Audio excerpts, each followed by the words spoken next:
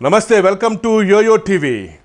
500 రూపాయలు 1000 రూపాయల నోట్లు రద్దు చేసిన మరుక్షణం చాలామంది సామాన్యుల్లో చాలా సందేహాలు ఉన్నాయి.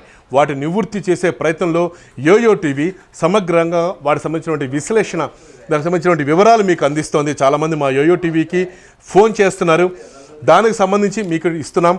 గతంలో కూడా మీకు ఈ ముందు కూడా మీకు కొంత ఇన్ఫర్మేషన్ మీకు షేర్ చేయడం జరిగింది. అంతే, డబ్బులు ఎంతైనా మారుస్తారా, మా దగ్గర చాలా 1000 రూపాయలు ఉంటే, చాలా 500 నోట్లు ఉంటే అవి మారుస్తారా అని చెప్పేసి కూడా కాస్త భయపడుతూ వాళ్ళు ఫోన్లు చేస్తున్నారు. దానికి సమాధానం ఏంటంటే, ఈ నెల 24వ తారీఖు వరకు, అంటే నవంబర్ 24, 2016 తేదీ వరకు ఒక్కో వ్యక్తి 4000 రూపాయల వరకే మార్పిడి చేసుకునేందుకు అవకాశం ప్రభుత్వం కల్పిస్తోంది.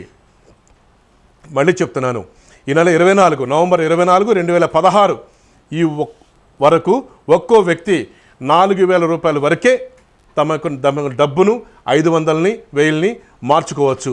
ఆ తర్వాత ఈ మార్పిడి సంబంధించి ఆ పరిమితి, ఆ లిమిట్స్ అనేవి ఆర్బీఐ ఎత్తేస్తుంది.